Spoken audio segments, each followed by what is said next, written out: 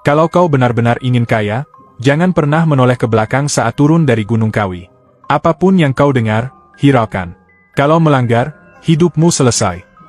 Kalimat itu terus terngiang di kepala Arif sejak ia mendengarnya dari seorang pria tua di warung kopi dekat Pasar Wonosari.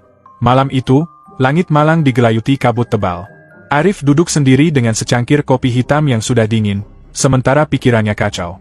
Ia seorang pengusaha konveksi yang terjerat utang besar, ditinggalkan istrinya, dan nyaris kehilangan segalanya.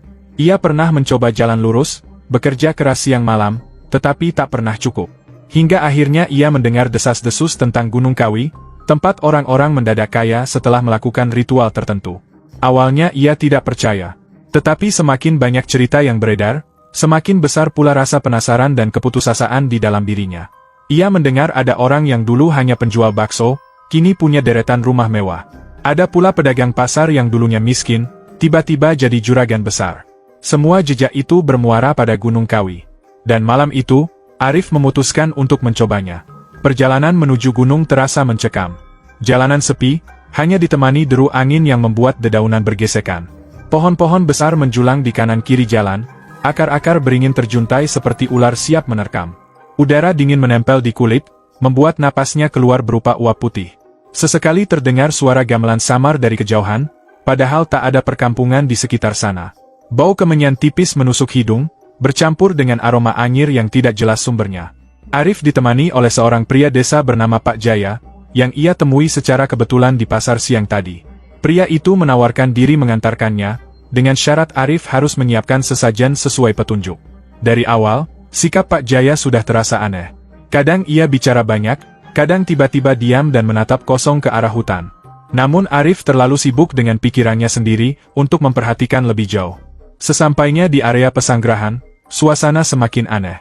Ada sebuah batu besar di tengah hutan dengan sesajen bunga, kemenyan, dan ayam yang baru dipotong. Aneh sekali, tidak ada hewan liar yang berani mendekat. Udara di sekitar batu itu lebih dingin dibanding sekelilingnya, seolah tempat itu memiliki aura tersendiri. Arif menyalakan senter, tetapi cahaya hanya mampu menembus beberapa langkah ke depan. Sisanya gelap pekat.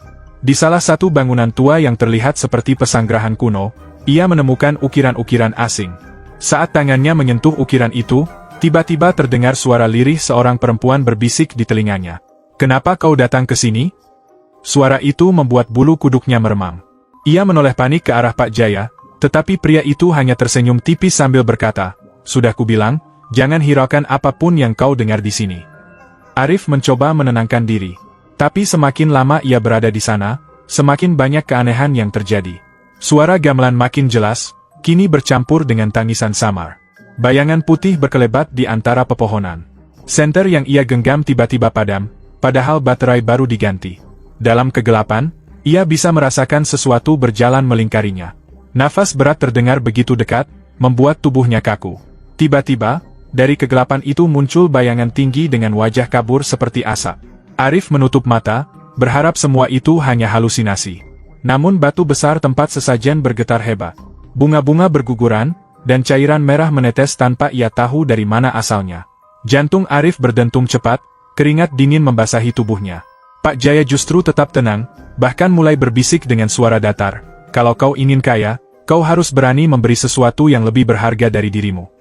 Kata-kata itu membuat Arif terdiam. Ia mulai paham kenapa banyak orang yang mendadak kaya setelah naik ke Gunung Kawi. Semua itu bukan tanpa harga. Ada bayaran yang harus diberikan, sebuah tumbal. Dan saat itulah, kebenaran perlahan terbuka. Tatapan Pak Jaya mulai kosong, tubuhnya terlihat memudar. Dari kain lusuhnya tercium bau kemenyan bercampur tanah basah. Arif membeku. Ia sadar, sejak awal Pak Jaya bukanlah manusia biasa. Ia adalah penjaga gaib Gunung Kawi, yang memastikan siapapun yang datang dengan niat serakah meninggalkan sesuatu yang setimpal. Panik melanda. Arif berlari menuruni jalan setapak, mencoba kabur dari tempat itu. Nafasnya tersengal, kakinya hampir tersandung akar. Dari belakang, terdengar langkah berat mengikutinya, bercampur dengan suara gamelan yang kini semakin keras. Di tengah kepanikan, ia mendengar suara perempuan menangis memanggil namanya. "Arif, jangan tinggalkan aku," itu suara mantan istrinya. Arif berhenti sejenak.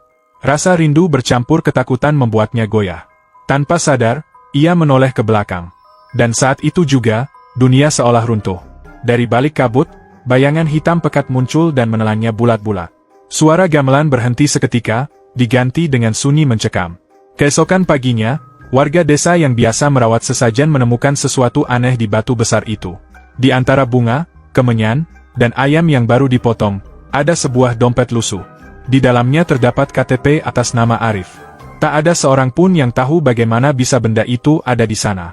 Tubuh Arif tidak pernah ditemukan. Namun sejak hari itu, banyak orang melaporkan penampakan sosok pria asing di jalan setapak Gunung Kawi setiap malam Jumat. Sosok itu berdiri diam, menatap kosong, sambil berbisik lirih pada siapa saja yang berani lewat. Kalau kau ingin kaya, jangan menoleh ke belakang. Kini, warga percaya Arif telah menjadi bagian dari kutukan Gunung Kawi, menggantikan peran Pak Jaya sebagai penjaga. Sebuah lingkaran setan yang tidak pernah putus, menelan siapa saja yang datang dengan niat serakah. Dan bagi siapapun yang pernah mendengar bisikan itu, rasa takutnya akan terus menghantui. Sebab tidak ada yang bisa menjamin, bisikan itu hanyalah gema dari masa lalu, atau panggilan baru untuk mencari tumbal berikutnya.